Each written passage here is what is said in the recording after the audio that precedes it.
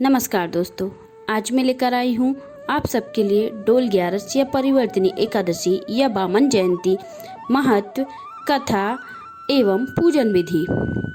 भाद्रपद के शुक्ल पक्ष की एकादशी पद्मा एकादशी कही जाती है। इस वर्ष 17 सितंबर 2021 को पद्मा एकादशी का पर्व मनाया जाएगा। इस दिन भगवान श्री विष्णु के वामन रूप की पूजा की जाती है। इस व्रत को करने से व्यक्ति के सुख सौभाग्य में शुभ वृद्धि होती है। इसे परिवर्तनी एकादशी, पार्श्व एकादशी, वामन एकादशी, जल झूलनी एकादशी, डोल 11 और जयंती एकादशी के नाम से भी जाना जाता है। इसे परिवर्तनी एवं वामन 11 क्यों कहा जाता है? यह प्रश्न युधिष्ठिर ने श्री कृष्ण से किया था, जिसके उत्तर में श्री कृष्ण ने कहा, इस दिन भगवान विष्णु अपनी सैया पर सोते हुए अपनी करवट बदलते हैं, इसलिए इसे परिवर्तनी 11 कहा जाता है। इसी दिन दानववली, जो कि एक धर्मपरायण दैत्य राजा थे, जिनके तीनों लोकों में अपना स्वामित्व स्थापित किया था, उससे भगवान विष्णु ने वामन रूप से उनका सर्वस्व दान में ले लिया था एवं उनकी भक्ति से प्रसन्न होकर अपनी एक प्रतिमा को राजा बलि को सौंप दिया था। इस प्रकार इसे वामन जयंती कहा जाता है। डोल 11 के उपलक्ष्य में एक और कथा कही जाती है। इस दिन भगवान कृष्ण के बाल रूप का जलवा पूजन किया गया था, अर्थात सूरज पूजा। इस दिन माता यशोदा ने अपने कृष्ण को सूरज देवता के दर्शन करवाकर उन्हें नए कपड़े पहनाए एवं उन्हें शुद्ध कर धार्मिक कार्यों में सम्मिलित किया। इस दिन कान्हा का पालना रस्म भी संपन्न हुई थी, अतः इस एकादशी को जल झूलनी एकादशी भी कहा जाता है। इस प्रकार इसे डोल 11 भी कहा जाता है। इस दिन भगवान कृष्ण के आगमन के कारण गोकुल में जश्न हुआ था। उसी प्रकार आज तक इस दिन मेले एवं झांकियों का आयोजन किया जाता है। माता यशोदा की गोद भरी जाती है।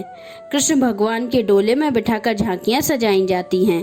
कई स्थानों पर एवं मेले एवं नृत्य नाटिका का आयोजन किया जाता है। पूजन विधि। मंदिर में इस दिन भगवान श्री विष्णु श्री कृष्ण को पालकी में बिठाकर शोभा यात्रा निकाली जाती है। उनको स्नान कराया जाता है। इस एकादशी के दिन व्रत कर भगवान श्री विष्णु जी की पूजा की जाती है। इस व्रत के धूप, दीप, नैवेद्य और पुष्प आदि से पूजा करने की विधि विधान है। 7 कुंभ स्थापित किए जाते हैं। 7 कुंभ में 7 प्रकार के अलग अलग धान्य भरे जाते हैं। इन 7 अनाजों में गेहूं, उड़द, मूंग, चना, जौ, चावल और मसूर हैं। एकादशी तिथि से पूर्व की तिथि अर्थात 10वीं तिथि के दिन इनमें से किसी भी धान्य का सेवन नहीं करना चाहिए। कुंभ के ऊपर श्री विष्णु जी की मूर्ति रखी जाती है। इस व्रत को करने के बाद रात्रि में श्री विष्णु जी का पाठ का जागरण करना चाहिए। यह व्रत 10वीं तिथि से शुरू होकर 12 तिथि तक जाता है, इसलिए इस व्रत की अवधि सामान्य व्रतों की तुलना में कुछ लंबी होती है। एकादशी तिथि के दिन पूरे दिन व्रत कर अगले दिन द्वादशी तिथि के प्रातः काल में अन्न से भरा घड़ा ब्राह्मण को दान दिया जाता है। राजस्थान में जल झूलनी एकादशी को डोल 11 भी कहा जाता है। इस अवसर पर यहाँ भगवान गणेश और माता गौरी की पूजा की स्थापना की जाती है। देवी देवताओं को नदी तालाब के किनारे ले जाकर इनकी पूजा की जाती है। संध्या समय में इन मूर्तियों को वापस ले आया जाता है। एकादशी व्रत कथा। युधिष्ठिर कहने लगे कि हे भगवान, भाद्रपद शुक्ल पक्ष की एकादशी का क्या नाम है? इसकी विधि तथा इसका महात्म्य कृपया करके कहिए। तब भगवान श्री कृष्ण कहने लगे कि इस पुण्य, स्वर्ग और मोक्ष को देने वाली तथा सब पापों का नाश करने वाली उत्तम वामन एकादशी का महात्म मैं तुमसे कहता हूँ। तुम ध्यानपूर्वक सुनो। यह पद्मा, परिवर्तनी एकादशी, जयंती एकादशी भी कहलाती है। इसका यज्ञ करने से वाजपेयी यज्ञ का फल मिलता है। पापियों के नाश के लिए इससे बढ़कर कोई उपाय नहीं। जो मनुष्य इस एकादशी के दिन मेरी वामन स्वरूप की पूजा करता है उससे तीनों लोग पूज्य होते हैं। अतः मोक्ष की इच्छा करने वाले मनुष्य इस व्रत को अवश्य करें। जो कमल नयन भगवान का कमल से पूजन करते हैं वे अवश्य भगवान के समीप जाते हैं। जिसने भाद्रपद शुक्ल एकादशी को व्रत और पूजन किया उससे ब्रह्मा विष्णु सहित तीनों लोकों का पूजन किया है। अतः हरिवासर अथवा एकादशी का व्रत अवश्य करना चाहिए। इस दिन भगवान करवट लेते हैं इसलिए इसको परिवर्तनी एकादशी कहते हैं। भगवान के वचन सुनकर युधिष्ठिर बोले, हे भगवान, मुझे अति संदेह हो रहा है कि आप किस प्रकार सोते और करवट लेते हैं तथा किस तरह राजा बलि को बांधा और वामन रूप रखकर क्या क्या लीलाएं की। चातुर्मास के व्रत की क्या विधि है तथा आपके चयन करने पर मनुष्य का क्या कर्तव्य है, सो आप मुझे विस्तार से बताइए। श्री कृष्ण कहने लगे, हे राजन, अब आप सब पापों को नष्ट करने वाली कथा का श्रवण करें। त्रेता युग में बलि नामक एक दैत्य था। वह मेरा परम भक्त था।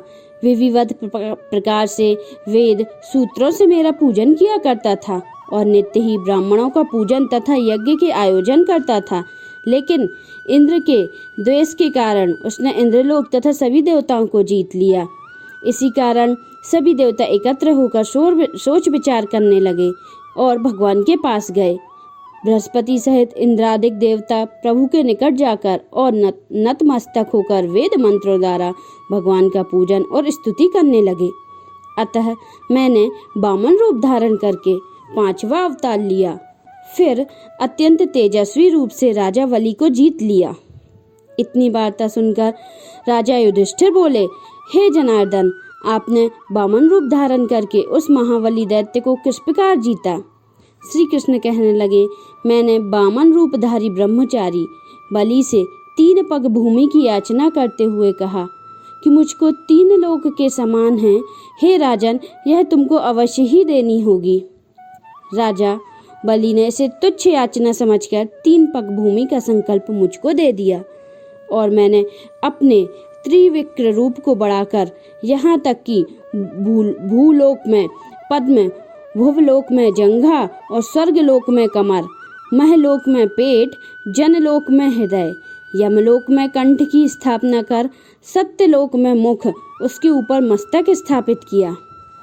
सूर्य, चंद्रमा आदि सब ग्रहगण, योग नक्षत्र, इंद्राकी देवता और शेष आदि सब नांगणों ने विभिन्न प्रकार से वेद सूत्रों की प्रार्थना की।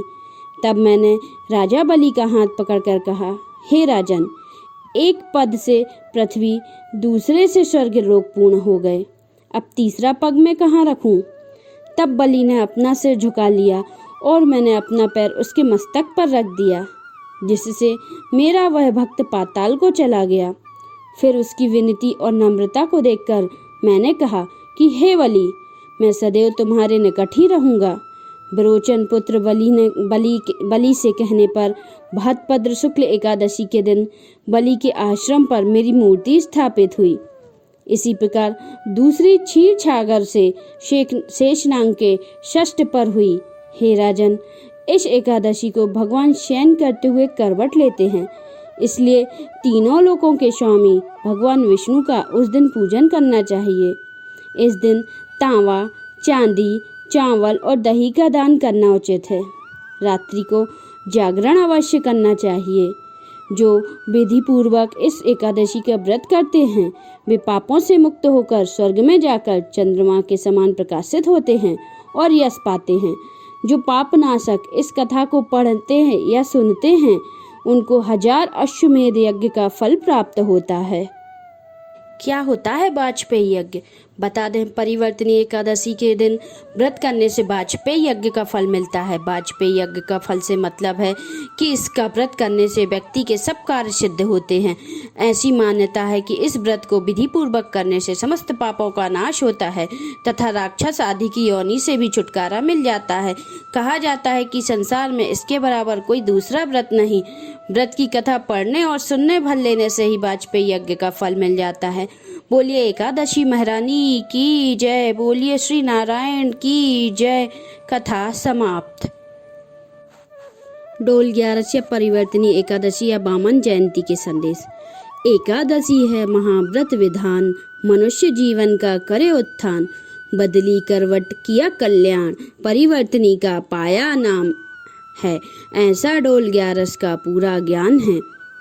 माता यशोदा के घर आए नंदलाल, गोकुल में बजे जश्न के डोल धमाल।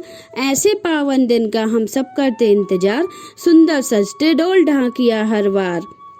बामन का धर रूप किया बलि का उत्थान, करवट बदल कर बदला पृथ्वी का ढाल।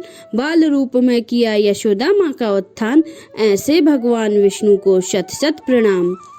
कथा समाप्त।